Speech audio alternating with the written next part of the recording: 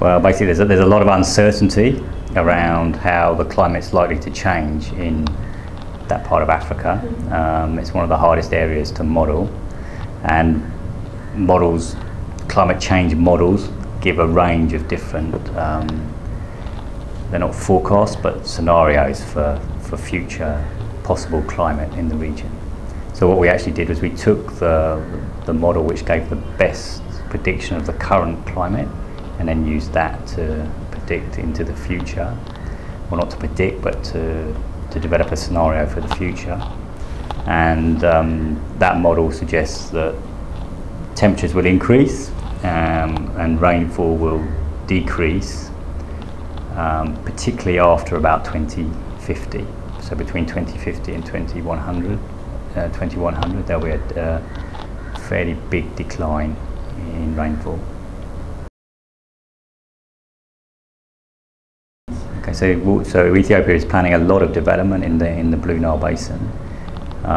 Ethiopia is a very poor country, and it sees its water resources as a way of as a natural resource for economic development.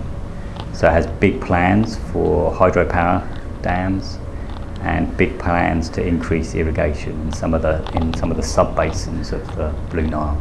We wanted to look at the combined impact of climate change with different development scenarios. So depending on, because the other thing is there's also uncertainty in exactly how much development will actually occur, how many dams will be built, how much irrigation will be installed.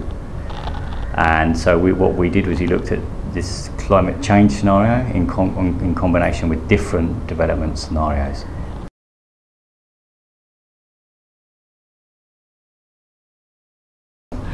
Well, the first thing to do is to recognise that the climate is going to change. I think that's a very important thing, and not to just plan as normal as we've done in the past, or as has happened in the past, but basically to think about developing in such a way that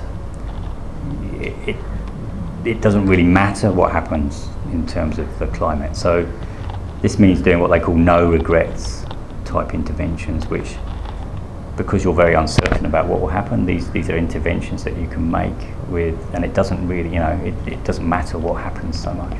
So there's, many different things, but it means planning in a more integrated fashion. It means thinking about not just big dams, but how to use small dams, maybe how to use groundwater more effectively, and how basically to utilise the water resource in a more effective manner, recognising that things are going to change in the future, so you need to be adaptable and be able to modify things as you move into the future.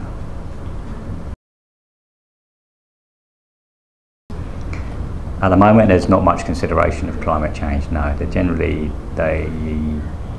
my impression is that, like in many countries, they don't really know how to handle climate change, and they're really just planning as they would have done 10, 15, 20 years ago.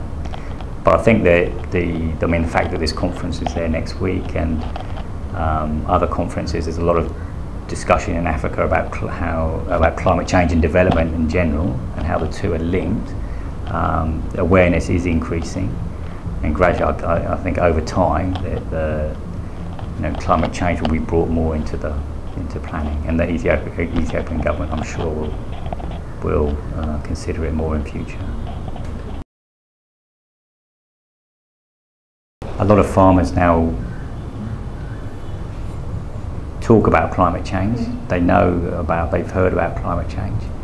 So in Ethiopia, a lot of farmers will tell you that in the last few years, the rainy seasons are much more variable than they were in the past. They're much less predictable, which makes their lives very difficult. You have to think that these farmers have to decide when to plant crops. If they plant at the wrong time and then there's a period with no rainfall, then their crops fail.